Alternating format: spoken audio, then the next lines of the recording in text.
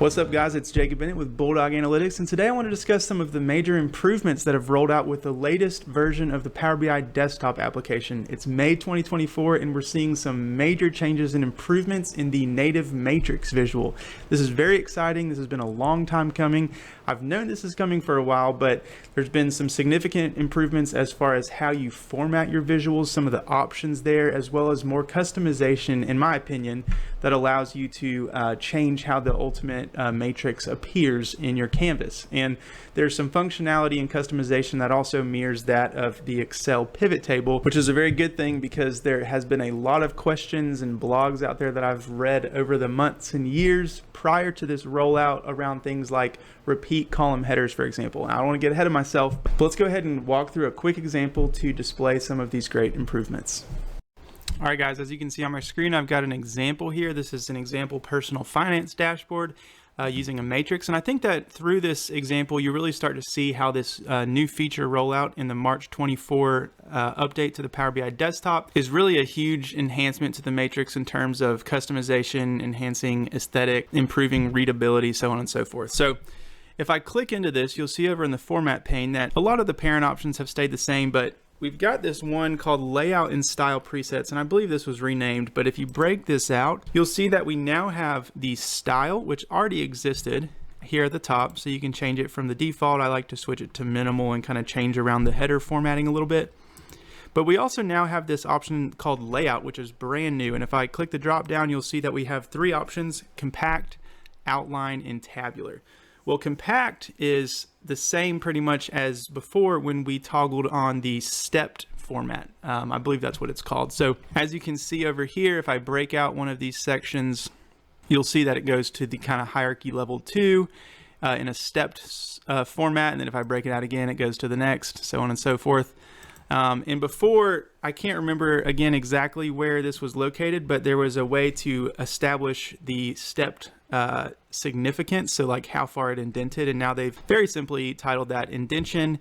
It defaults to 10, but you can easily slide this over, and then when you break it out, you'll see that there's more of a significant differentiation between the hierarchy levels.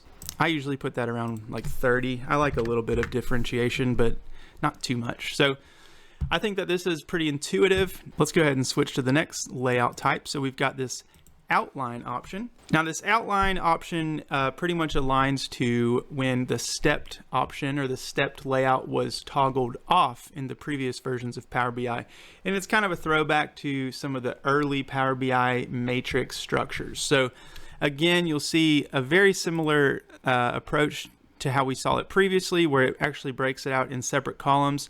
You'll see that it applies a total to each level all the way down, and it actually does it at the top. So I personally don't love that. There are times when I'm developing financial reports where that does come in handy, but personally, if you come over to the formatting and click the breakout on row subtotals, you have the option down at the bottom to change the position from top to bottom. That's just my personal preference. You can kind of do what you want.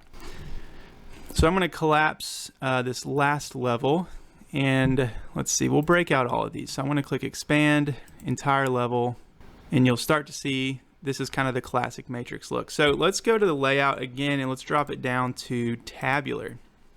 Now tabular and outline are actually very similar, and you'll notice if I toggle back and forth between the two, really the only difference is that in outline, it includes this top blank row for each parent category, and it does it again for the subcategory when you break out the description in this example. And that's fine, depending on how you want it to look. And speaking of these blank rows, you actually even now have this option in the formatting to include a blank row between each category, subcategory, so on and so forth. So maybe you like to have a little bit more blank space, and that's an option that you can customize here. But I'm going to turn that off for now, and I'm actually going to switch it to tabular. So the idea of tabular is that it kind of aligns to the standard table visual, but it also gives you the functionality of a matrix.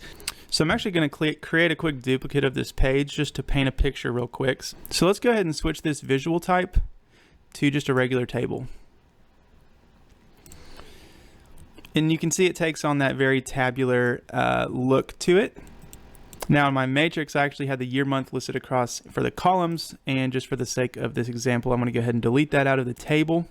But you'll see that you've got a nice tabular presentation here. You've got category, subcategory, description, and the associated amount. Now if we go back to the matrix, and especially if I actually remove the row subtotals, so let's go ahead and turn that off, you'll see that this kind of starts to present very similar to the table. And if I expand the subcategories, I've got the column for category, subcategory, description, and we'll collapse that a little bit. And then for sake of example, let's go ahead and remove the year months.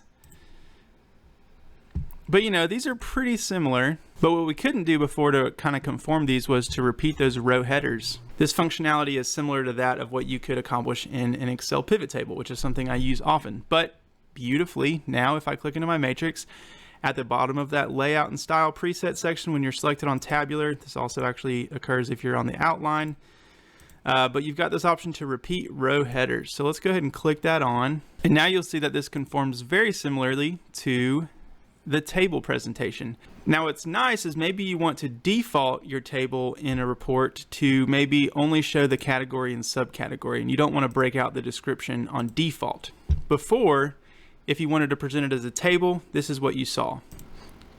If you wanted to present it previously as a matrix, this is what you saw if I collapse this entire level. So you've got these gaps in the category, which might be fine, but depending on how big your matrix is, it's nice to kind of carry down those row headers just so you can kind of view it with the experience of a table. So I like that you can turn that on now, and you can present it in a way that matches that of a native table visual. But now it gives the end users that ability to break out the subcategory into additional detail. I'm just walking through a simple example. Obviously, there's a lot of customization that you guys can do here, but these are the improvements that I'm pretty excited to see Power BI roll out. So that's all I've got for today. If you've got any questions, please reach out, but I hope to see you in the next video. Thanks, guys.